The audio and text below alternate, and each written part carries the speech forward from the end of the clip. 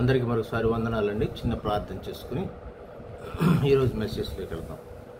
ప్రేమగల తండ్రి, పరిశుద్ధమైన దేవ తండ్రి, ఈ ఉదయకాలమే ఈ నామను హెచ్చించి మిమ్మల్ని స్తుతించే భాగ్యం ఇచ్చిన తండ్రి, మీకు వందనాలు. స్తుతులు ప్రభా. తండ్రి, అల్పుడను బలహీనుడు నాయన, నా నోరును పూరగా చేసుకుని మీరే మాట్లాడండి ప్రభా నాయన. తండ్రి, ఈరోజు చెప్పవలసినటువంటి వాక్యమునైనా మీ లేఖనాలనైనా అందరి హృదయంలో పనిచేయనట్లుగా సహాయం చేయమని యేసుక్రీస్తు వారి అతి శ్రేష్టమైన నామంలో మిక్కిలి వినయంగా బ్రతిమలాడి వేడుకుంటున్నాము మా పరమ తండ్రి. ఆమేన్. మంచిదండి. ఇప్పుడు చదవబడినటువంటి లేఖనం నుండి యాకోబు పత్రిక 5:17-18 అండి. 5:17-18లో 18 నుంచి 20 వరకు మనకి యాకోబు గారు ఈ యొక్క 5 అధ్యాయాలు. యాకోబు గారు మీ అందరికీ తెలిసే ఉంటుంది. ఈయన యేసుక్రీస్తు వారి బ్రదరు అనండి. ఆయన జీవించిన విధానము కొంతమంది భక్తులు చెప్తారు కదా, అతి నీతిపరుడు, పరిశుద్ధుడు అని, ఎంతో మంచి కార్యాలు చేశాడని. ఈయనంతగా వెలుగులోకి రాలేదు, కానీ ప్రభువారు పునరుద్ధానం అయిన తర్వాత ఈయన ప్రసిద్ధిగా చెందారు. ఈయన గురించి మనం ఎక్కువగా చెప్పిన మాట ఏలియా గురించి చెప్పారు. ఏలియా గురించి ఎన్నో మంచి మాటలు చెప్పారు. ఆయన ఇచ్చినటువంటి 5 అధ్యాయాల్లోనూ అతి ముఖ్యమైనటువంటి మాటలు ఉంటాయి. ఈయన యాకోబు పత్రికను ఏమంటారంటే న్యూ టెస్టిమెంట్ యొక్క సామెతల గ్రంథం అంటారు. ఓల్డ్ టెస్టిమెంట్లో మనకి సామెతల గ్రంథం అన్నది. అట్లాగే న్యూ టెస్టిమెంట్లో ఈ యాకోబు గారు రాసినటువంటి ఈ 5 చాప్టర్స్ని కూడాను ఎంతో, ప్రతి ఒక్క వచనం కూడా అమూల్యమైనది. న్యూ టెస్టిమెంట్ సామెతల గ్రంథం అంట. మరండి ఒకసారి ఏలియా గురించి తెలుసుకుందాం. ఏలియా అంటే అనగా అర్థము యెహోవాయే నా దేవుడు.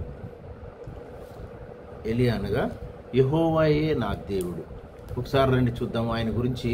ఆయన తల్లిదండ్రుల గురించి కానీ బాల్యం గురించి కానీ ఇక్కడ మెన్షన్ చేయలేదు, కానీ ఆయన గొప్ప భక్తుడు, గొప్ప ప్రవర్త. మోసే గారి దగ్గర నుంచి బాప్తిస్మం ఇచ్చు యోహాను గారి వరకు కూడాను ఈయనంటి గొప్ప భక్తిపరుడు, గొప్ప కార్యములు చేసిన వారు లేరని అంటారు. మొదటి రాజుల గ్రంథము 17వ అధ్యాయము 1-2 వచనాలు చూసుకుందామండి. మొదటి రాజుల గ్రంథము 17వ అధ్యాయము 1-2 వచనాలు. అంతటా గిలాదు కాపురస్తుల సంబంధియును తిప్షీయుడునైన ఏలియా ఆహాబునద్దకు వచ్చి ఎవని సన్నిధిని నేను నిలబడి ఉన్నాను ఇశ్రాయేలు దేవుడైన ఆ యెహోవా జీవముతోడు నా మాట ప్రకారము గాక ఈ సంవత్సరములో మంచైనను వర్షమైనను పడదని ప్రకటించను. చూడండి ఎంత ధైర్యం అండి. మనకు తెలుసు కదా, ఈ ఆహాబు రాజుగారు ఎంత క్రూరుడు. ఆయన యొక్క భార్య యెజబెల్ గారు, వాళ్ళు ఎంత క్రూరమైనటువంటి వ్యక్తులు. వాళ్ళ ముందుకెళ్ళి ఎంత సవాలు ఇస్తున్నాడండి ఏలియా. వాళ్ళ ఎదురుగా నిలబడి ధైర్యంగా చెప్తున్నాడు. మనకు తెలుసు కదా, ఈయన ఎంత సేవ చేశాడంటే సుమారుగా ఇజ్రాయేల్ రాజులలో సుమారుగా 7 రాజులండి. మనకందరికీ తెలిసిన విషయమే. సౌలు గారు 40 సంవత్సరాలు, డేవిడ్ గారు 40 సంవత్సరాలు, సొలొమోన్ గారు 40 సంవత్సరాలు పరిపాలించిన తర్వాత సొలొమోన్ గారి కుమారుడైన రెహబాం వస్తారు. రెహబాం వచ్చిన తర్వాత అది 2 పార్ట్స్గా డివైడ్ అయిపోతుంది. రెహబాం గారేమో యూదా వారి మీదను, మరి ఇజ్రాయెల్ మీద ఏమో యెరోబాము, నాదాబు, బయస్రా, ఏలా, జిమ్రి, ఒమ్రి, ఆహాదు, యెజబెలు, వీళ్ళు అతి క్రూరమైనటువంటి మరి రాజులండి. అలాంటి క్రూరమైన రాజుల సమయంలో ఈ భక్తుడైనటువంటి ఏలీ గారు ఉంటారు. ఏలీ గారు ద్వారాగా అనేకమైన సూచనలు ప్రభువారు యెహోవా వారు అందజేస్తారు. అయినా కానీ వాళ్ళు మాట వినరు. వాళ్ళు చెప్తారు, ఈ అన్య దేవతలను పూజించే వాళ్ళని వివాహం చేసుకోవద్దని. ఈ యెజబెల్ కూడా అన్య దేవతలను పూజించేటువంటి వ్యక్తి, అక్కడి నుంచి వచ్చిన వాళ్ళే. ప్రభువారు వెరీ క్లియర్గా చెప్తారు, వాళ్ళని వివాహం చేసుకోవద్దు, వాళ్ళని కలుపుకోవద్దు, వాళ్ళ పొత్తు వద్దంటే అది పెట్టుకుని వాళ్ళు విడిపోయి అవన్నీ చూడవసరం లేదు. కానీ ఈ యొక్క ఏలియా గురించి మాట్లాడుకుందామండి. ఏలియా గారు ఎంతో గొప్ప వ్యక్తి. ఆయన గురించి ఆయన చెప్పినటువంటి మాటలు, ఆయన ఎట్లా మరి ధైర్యంగా చెప్తాడు చూడండి. ఆయనకి 3.5 సంవత్సరాలు వర్షం రాదు అంటారు. ఆయన ఎంతగానో ఆయన ధైర్యవంతుడు, పరాక్రమశాలి. ఆయన చెప్పిన మాటలు ప్రకారంగా అప్పుడు మరి 3.5 సంవత్సరాలు వర్షం రాకపోతే ఉందండి, కరువు వస్తుంది, భయంకరమైన క్షామం, దానిలో చాలామంది చనిపోతారు.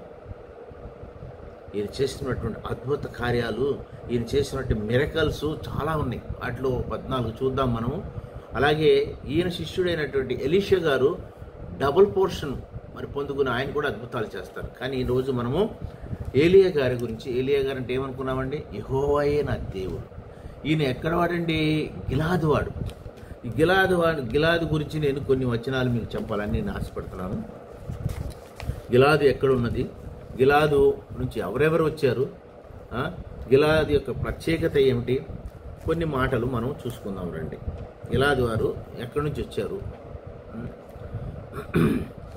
చూస్తే, గిలాదు ఎక్కడుందంటే, గిలాదు అని అర్థం ఏమని చెప్పారంటే కరుకైన రాయి. ఏంటండి గిలాదు అంటే అర్థము?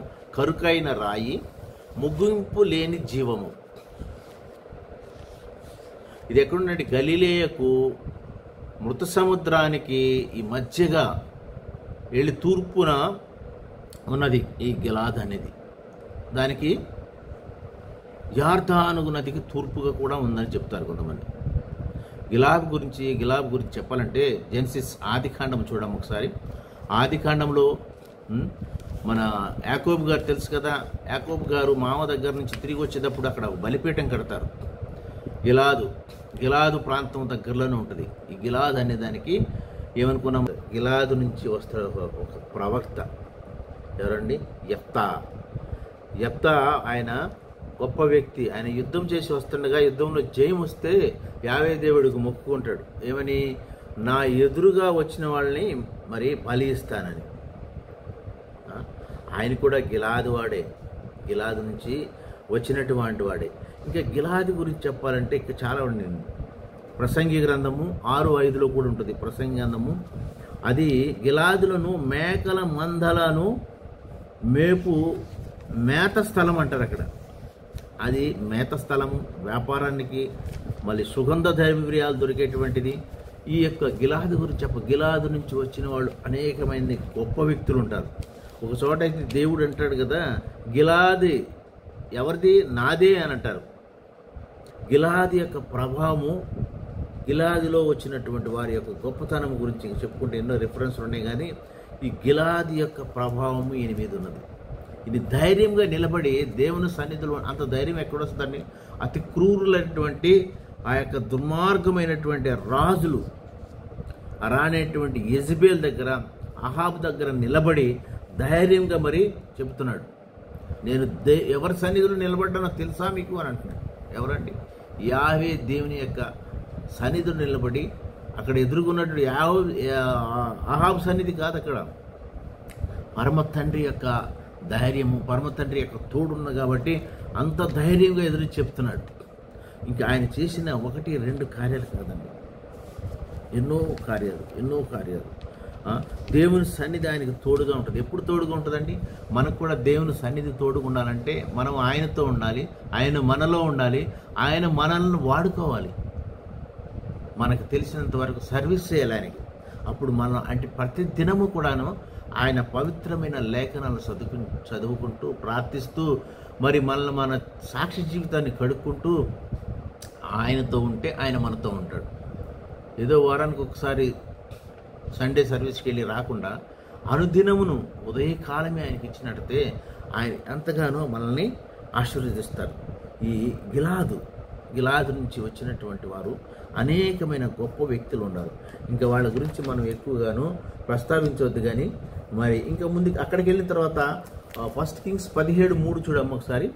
3వ వచనంలో పిమ్మట యెహోవాకు అతని ప్రత్యక్షమై, పిమ్మట ఇక్కడ చూడండి, పిమ్మట మరియు తర్వాత అటు తర్వాత చాలా సార్లు వస్తుంది ఇక్కడ. అంటే దానికి వెనక ముందు కూడాను చాలా ఇక స్టోరీ ఉందనని.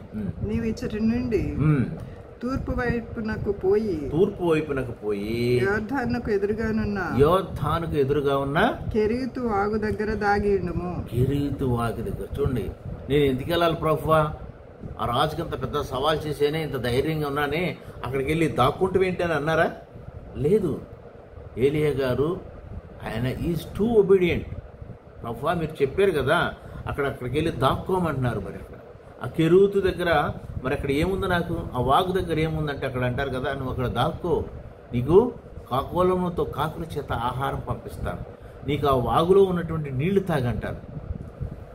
మరి మనమైతే అట్లా చేస్తామండి?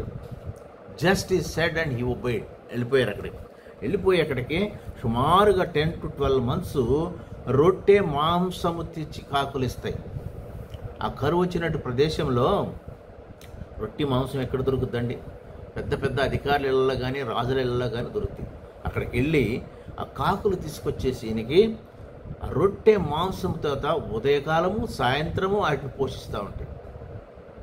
చిన్నప్పుడు మా అమ్మ అంటుండేది, ఏదన్నా ఇవ్వద్దని అనుకుంటే ఆ చాక్లెట్ ఏది అంటే లేదు కాకెత్తిపోయింది నాయన అనేది. కాకులు ఎత్తికిపోవడం అనేది తెలుసు, కానీ కాకులు తీసుకొచ్చిలా మరి పోషిస్తే అని మరి బైబిల్లోనే రాసింది. కాకులు జనరల్గానే ఎక్కడైనా మన దగ్గర ఏమైనా ఇంటి దగ్గర ఏమన్నా వస్తే, ఇక్కడ మా కాలనీలో అయితే కనిపించవు, కానీ చిన్నప్పుడు మా ఊర్లో కనిపించేవి. అక్కడ ఏమైనా వచ్చే ఏమైనా ఎండబెడితే వచ్చి ఎత్తుకుపోయేవి. అట్లా కాకులతో దేవుడు ప్రభువు వాడుకోవాలంటే చేపలని, చీమల్ని, మిడతల్ని, కాకుల్ని అన్నిటినీ వాడుకుంటారండి. ఆయన ఆజ్ఞ ఇస్తే జస్ట్ దే విల్ ఒబే అంటూ. ఆయన అక్కడ ఎందుకున్నాడు తెలుసా అండి? కెరేతు అనగా కత్తిరించుట, కోయుట.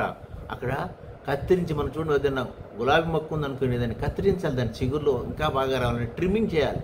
ఆయనకి ట్రైనింగ్ ఇచ్చి, ట్రిమ్మింగ్ చేసి, కత్తిరించి ఆయన్ని ట్రైనింగ్ ఇస్తారు. సుమారు 1:20 దావీదు మహారాజు గారు చెప్తారు, ఆయన ఇక్కడ కూడాను ఈయన దాగి ఉండు స్థలం ఎక్కడండి? కెరేతు అనుభవం. కెరేతులో దాగి ఉంటాడు. ఒకసారి చూడ 31:20 చూడమ్మా. మనుషుల కపటోపాయములు వారిని అంటకుండా నీ సన్నిధి చాటున వారిని దాచుచున్నాడు. ఎక్కడండి?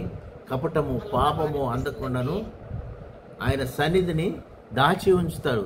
ఎవరి సన్నిధి అండి? యావే గారి సన్నిధిని ఆయన దాచి ఉంచుతాడు. మనం కూడాను ఆయన సన్నిధిలో ఉంటే ఆయన మనకి ఎలాంటి అపాయం కలగకుండా ఆయన రెక్కల చోటని దాచి ఉంచుతాడు. మనము ఆయనను ఆశ్రయించాలి. ఆయన ఆశ్రయించి ఆయన సన్నిధిలోకి వెళ్ళి ఆయన మొక్కితే, ఆయన పూజిస్తే ఆయన దాగి ఉండు స్థలం మనకిస్తాడు. ఇది చూడండి, ఇదండి కొత్త అనుభవం. ఈయనకి ఒకటి గిలాదు అనుభవము, రెండోది కెరేతు అనుభవము, మూడోది సారేపత్తు అనుభవం. సారేపత్తు అని అర్థము, సారేపత్తు 1 కింగ్స్ చూడమ్మా 17:9 ఉంటుంది. సారేపత్తు అనగా ఏంటంటే అర్థము శుభ్రము చేయ స్థలము, పరిశుద్ధపరచు స్థలము, లోహములను కరిగించే స్థలము. లోహాలను కరిగిస్తే దానిలో మట్టి మట్టి తీసేసి మరి శుద్ధమైన గోల్డ్గా వస్తుంది. అంతటా యెహోవాకు అతనికి ప్రత్యక్షమై ఇలాగ సెలవిచ్చాను, నీవు సీదోను పట్టణ సంబంధమైన సారేపతు అని ఊరికి పోయి. సారేపతు అని విలేజ్కి వెళ్ళమంటారు. ఈ సారేపతు ఎక్కడుందండి అంటే తూరు సిదోను ఆ పట్టణాలకి మధ్య మార్గములో ఈ సారేపతి అనే విలేజ్ ఉంటుంది. నేను పోషించుటకు అచ్చట ఉన్న ఒక విధవరాలికి నేను సెలవిచ్చి తిని. చూడండి, ఈయన పోషించాలంటే ట్రైనింగ్ ఇచ్చిన తర్వాత పరీక్ష, టెస్టింగ్. దానికి మళ్ళీ ఈయన ఏమన్నా ఎంతవరకు నా యొక్క దీవెనలు పొందాడు టెస్ట్ చేయడానికి ఎక్కడికి వెళ్ళమంటాడండి? సారేపతికి. అదే పొజిషన్లో మనం ఉంటే ఏమంటామండి? అయ్యా నన్ను ఇక్కడికి వెళ్ళి దాక్కోమన్నావు, ఎక్కడ? కోరేది దగ్గర. అక్కడ దాక్కున్నాను.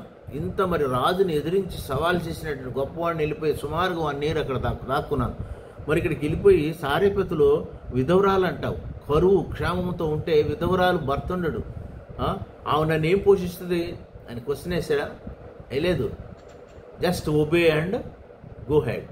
వెళ్ళి అక్కడ చెప్పలేదు, విధవరాలి పేరు చెప్పలేదు, సారేపతి అన్నారు అంతే. సారేపతికి వెళ్ళి నువ్వు ఈ నీళ్లు ఇవ్వమని. మనకైతే ఎన్ని క్వశ్చన్లు వస్తాయండి? సారేపతికి వెళ్తాం, ఎంతమంది విధవరాళ్ళు ఉంటారు లిస్టు మనం ఎక్కడ చూస్తాం? ఎవరు మనకు సహాయం చేస్తారు? కరెక్ట్గా దేవుడు ఆమె దగ్గరికి ఆమె పుల్లలు ఏరుకుంటూ ఉంటుంది. ఆఖరిగా అప్పం చేసుకుని తిని తాను తన కొడుకు చనిపోవాలన్నట్టుగా ఉంటే అక్కడికి వెళ్ళిపోయి అక్కడ మనకి స్టోరీ అంతా తెలుసండి. ఈయన అనుభవం ఎలాంటి అంటే సారేపతి అనుభవం. అక్కడికి వెళ్ళిన తర్వాత ఏం జరుగుతుందో మనకు తెలుసు కదా. 1 Kings 17:14 ఉంటుంది. సారేపతిలో మరి ఆయన విశ్వాసం పెంపొందిస్తాడు. ఆయన్ని ఇంకా ఎక్కువగా కరువు కాలంలో మరి సాధన చేసి షార్ప్ చేస్తాడు. అక్కడ చేసినప్పుడు 17:14 ఏముంది ఒకసారి చూడమ్మా. భూమి మీద యెహోవా వర్షం కురిపించే వరకు ఆ తొట్టెలో ఉన్న పిండి తక్కువ కాదు, బుడ్డిల నూనె అయిపోదని ఇశ్రాయేలు దేవుడైన యెహోవా సెలవిచ్చున్నాడని అనెను. అంతటా ఆమె వెళ్ళి ఏలియా చెప్పిన మాట చొప్పున చేయగా అతడును ఆమెయు ఆమె ఇంటి వారును అనేక దినములు భోజనము చేయించు వచ్చిరి. చూడండి ఎంత అద్భుత కార్యాలు చేస్తారండి. ఒక అప్పముకే ఉంది అక్కడ.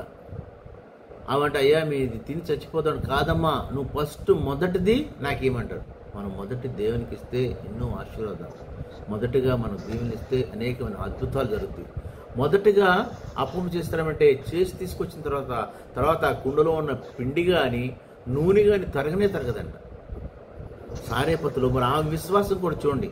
ఆమె అన్యురాలు అయినా కానీ ఈ యొక్క దైవజనుడు చెప్పిన మాటని విని అంగీకరించి ఆమె వెళ్ళి ఆయన చెప్పినట్లుగానే చేస్తుంది.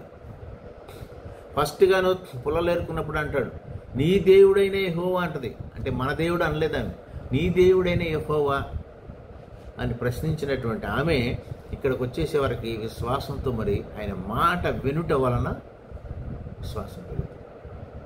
ఆమె మాట విని ఆయన చెప్పినట్టుగానే ఏలియా గారు చెప్పినట్టుగానే చేయటం వలన క్షామకాలం కరువు దినములన్నీ కూడాను ఆమె ఇంటి వారు వాళ్ళందరూ కూడా తిన్నారు, తరగలేదు. సారేపతిలో ఎలాంటి అనుభవాలండి ఆయనకి అనేకమైనటువంటి ఇంకా ఉన్నాయి. ఆమె కొంతకాలం అయిన తర్వాత ఆమె కుమారుడు చనిపోతాడు. ఆమె కుమారు విధవరాలు, అదే 17-18 ఉంటుంది. ఆమె విధవరాలు కుమారుడు చనిపోతే అయా నువ్వు ఇక్కడికి వచ్చి నన్ను కరువులో కష్టాలు పెట్టి నా పాపాలు చూపించి నా కుమారుని చంపించడానికి వచ్చావా అని అడుగుతుంది. చూడండి ఒకసారి.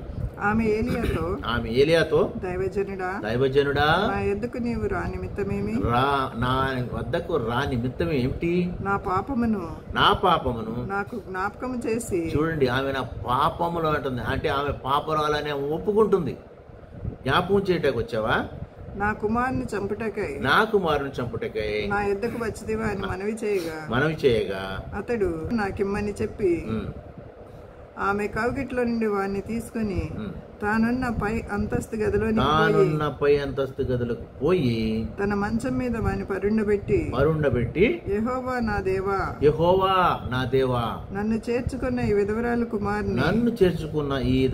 కుమారుని చంపునంతగా ఆమె మీదకి కీడు రాజేస్తావా అని యెహోవాకు మొరపెట్టి ఆ చిన్నవాని మీద ముమ్మారు తాను చాచుకొని యెహోవా నా దేవా నా మొర ఆలకించి ఈ చిన్నవానికి ప్రాణం మరలా రానిమ్మని రామని యెహోవాకు ప్రార్థింపగా యెహోవా ఏలియా చేసిన ప్రార్థన ఆలకించి ఆయన ప్రార్థన ఆలకించే గొప్ప తండ్రి అండి. ఆ చిన్నవానికి ప్రాణం మరలా రానిచ్చినప్పుడు వాడు బ్రతికెను. చూడండి, ఆయన పైకి తీసుకెళ్లి ఆయన మీద మారుగా అట్లా పడుకుని ఇంకొక విధంగా భక్తులు చెప్తారంటే ఈయన జీవములో జీవం ఆయనకి ఇస్తారంట. చనిపోయిన వాడిని తిరిగి లేపట. బైబిల్ గ్రంథంలో నేను అనుకోవటం ఇదే ఫస్ట్ టైం అండి ఒక వ్యక్తిని చనిపోయిన ఆయన్ని తిరిగి బ్రతికించుట. ఈయన చేసిన అద్భుత కార్యాలు 1-2 కాదండి, ఎన్నో. లూకాసు వార్త 4:25 కూడా ఉంటుంది. మనకి లూకాసు వార్త ఒక్కసారి చూద్దామండి. 4:25 ఈయన ప్రార్థించినప్పుడు మరి ఆ యొక్క విధవరాలు కుమారుడు చనిపోయిన వాడు తిరిగి లేస్తాడండి. ఏలియా దినమందు 3 ఏళ్ళు 6 నెలలు ఆకాశం మూయబడి దేశమందంతటను గొప్ప కరువు గొప్ప క్షామము సంభవించింది. ఇశ్రాయేల్లో అనేక మంది విధవరాండుండినను ఏలియా సీదోనులోని సారేపతు అను ఊరిలో ఉన్న ఒక విధవరాలి యొద్దకే గాని మరి ఎవరి యొద్దకును పంపబడలేదు. మరియు ప్రవక్త అయిన ఎలీషా కాలమందు ఇశ్రాయేల్లో అనేక కుష్ఠరోగులుండినను సిరియా దేశస్థుడైన నయమాను తప్ప మరి ఎవరునూ శుద్ధుడు కాలేదు. దేవుని యొక్క ప్రత్యేక కార్యాలు, ఈ కార్యాల వల్ల ఆయన తన్ను తాను మహిమపరుచుకుంటారండి. యావే దేవుడు తన్ను తాను మహిమపరుచుకుంటారు. అందుకనే he will be selecting the people. ఈరోజు మీరు నేను దేవుని సన్నిధిలో ఉండి దేవుని వాక్యం ఆలకిస్తున్నామంటే we are selected and elected people. ఆయన ఏర్పాటు లేనిది ఏమీ జరగదండి. ఎంతోమంది కోట్ల మంది నిద్రపోతున్నారు 5 గంటలకి. Why we should wake up? ఎందుకంటే మన దేవుడు మనల్ని ఎన్నుకున్నారు. ఏలియాలాగా నీతిమంతులాగా ఉండాలనుకుంటున్నారా? ఏలియాలాగా భక్తిపరుడిగా ఉండాలనుకుంటున్నారా? ఏలియాలాగా దేవుని అంటిపెట్టుకుని దేవుని చెప్పిన పనులు ఆయన చెప్పినట్టుగానే ఆయన మాటలు ఆలకించి చూడండి. మరి కాకులతో పోషించబడి 1 year ఉన్నారు. మరి సరైన ఆహారం ఉన్నదా? సరైన నీళ్లు ఉన్నాయా? ఇంకా 2 చూద్దాం. మనకి యెషయా గ్రంథము 35:2 కూడా ఉంటుంది. చూడండి 35:2. అది బహుగా పూయిచి ఉల్లసించెను. ఏదండి ఇది? ఉద్యానవనము. ఇది కర్మేలు పర్వతం అంటే ఏమనుకున్నాం మనం? ఉద్యానవనము, తోట అనుకున్నాం కదా. అక్కడ ఎగ్జాంపుల్ చెప్తున్నారు.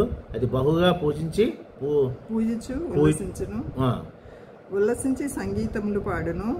లెబానోను సౌందర్యము దాన్ని కలుగును. కర్మేలు షారోనుకున్న సొగసు దానికి ఉండదు. చూడండి, ఈ కర్మేలుకి షారోనుకున్నటువంటి సొగసు ఉంటుందంట. ఆయన వర్ణిస్తున్నారు ప్రభు. ఇంకా అవి యెహోవా మహిమను మన దేవుని తేజస్సును చూచును.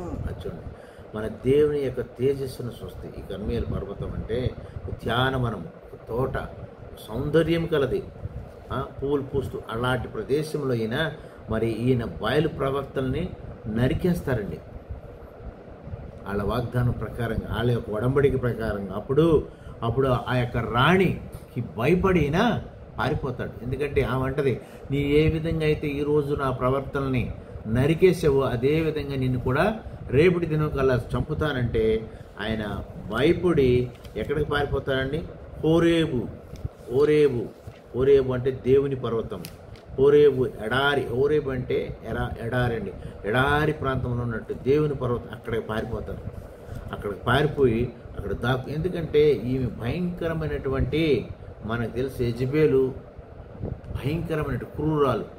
ఆమె యొక్క రిలేటివ్స్ని, సంతానాన్ని, మరి కుమారుల్ని చంపేసినటువంటి క్రూరమైనటువంటి వ్యక్తి. ఇంకా ఎవరు రాజులు కాకూడదని. మొదటి రాజులు 7వ అధ్యాయము 8 చూడండి. ఆయన ప్రయాణం చేసి వెళ్తారు. శక్తికి మించిన ప్రయాణం ఉంది నీకు, ముందుకెళ్ళమని. అప్పుడు ప్రభు ఒక దేవదూతను పంపించి ఆయనకు ఒక అప్పం ఇస్తారు. ఈ అప్పము తిని ఆయన చనిపోవాలనుకుంటాడు. ఇక్కడ బద్రీ వృక్షం కింద కూర్చుని ఆయన విలపిస్తూ ఉంటాడు, అయ్యా నా యొక్క ఇంకా పెద్దల్లోనూ ఇంకా ఎంతమందిలోనూ లేరా, నేను ఒక్కడే మిగిలేనా, నేను ఇక చనిపోతాను, ఈ యొక్క రాణి ముందు నేను ఇక తట్టుకోలేని భయపడి విలపించినప్పుడు దేవుడు దేవదూతను పంపించి అతడు బదిరీ వృక్షం కింద పరుండి నిద్రించుచుండగా ఒక దేవదూత వచ్చి అతను ముట్టి నీవు లేచి భోజనము చేయమని చెప్పాను. చూడండి, అతడు చూచినంతలో అతని తల దగ్గర నుప్పుల మీద కాల్చబడిన అప్పమును నీళ్ల బుడ్డి కనబడిన గనుక అతడు భోజనం చేసి తిరిగి పరుండెను. అయితే యెహోవా దూత రెండవ మారు కూడా వస్తుంది. భోజనం చేసి పడుకున్నావే లేమని అంటారు. అతన్ని ముట్టి నీ శక్తికి మించిన ప్రయాణం ఇంకా ఉన్నది, ఇంకా 10 years you have to do the God's work. నీవు లేచి భోజనం చేయమని చెప్పినప్పుడు అతడు లేచి భోజనం చేసి ఆ భోజనపు బలం చేత 40 రాత్రి మగలు ప్రయాణం చేసి దేవుని పర్వతం అని పేరు పెట్టబడిన హోరేబునకు వచ్చి, దేవుని పర్వతం అనేది హోరేబు ఎడారి ప్రాంతంలో ఉంటుంది. అక్కడికి వచ్చి ఒక గుహలో చేరి బస చేశాను. అప్పుడు యెహోవాకు అతనికి ప్రత్యక్షమై, ఏలియా, ఇతడు నీవేం చేయుచున్నావని అతను అడుగగా అతడు, ఇశ్రాయేలు వారు నీ నిబంధన త్రోసివేసి నీ బలిపీఠములను పడగొట్టి నీ ప్రవక్తలను ఖడ్గం చేత హతము చేసి సైన్యములకు అధిపతి దేవుడునగు యెహోవా కొరకు మహారోషము గలవాడిని నేను ఒకటి మాత్రం మిగిలి ఉండగా వారు నా ప్రాణమును కూడా తీసివేయటకై చూస్తున్నారని ఆలోచించేగా ఆయన భయపడి పారిపోయి ఇక్కడికి వచ్చి దాక్కుంటారు. ఎక్కడండి? ప్రభు యొక్క పర్వతం. అద్భుత కార్యాలు చేస్తారండి. ఎన్ని, ఒకటి కాదు, రెండు కాదు. ఆయన ఎలా చూడండి, అనేక కార్యములు చేసినటువంటి గొప్ప తండ్రి.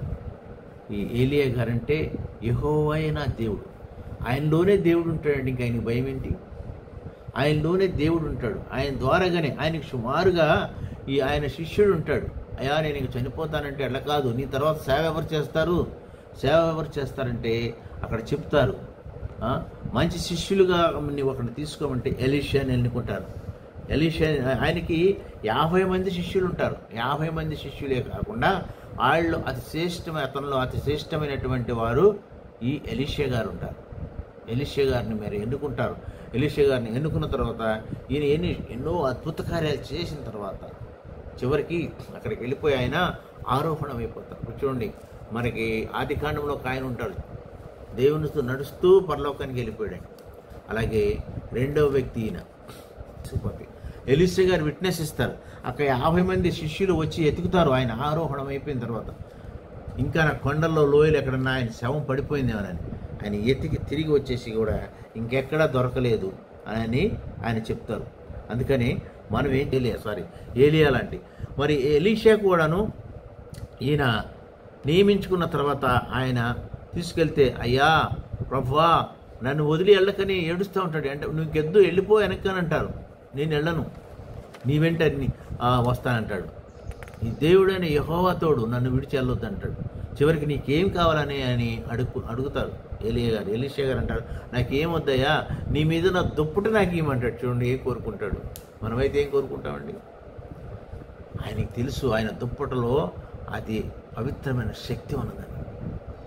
అది నా చిత్తం కాదయ్యా, దేవుని చిత్తం అయితే నేను వెళ్ళేటప్పుడు అది నీ మీదకి వస్తుందంటే, అదే విధంగా ఆ యొక్క దుప్పటి మరి వచ్చి ఈయన దగ్గరికి వచ్చినప్పుడు ఆయన వెళ్ళేటప్పుడు చూడండి, యోర్దాను నది మీద కొడతారు. ఆయన కొడితే యోర్దాను నది 6 నెలలుగా విడిపోతుంది.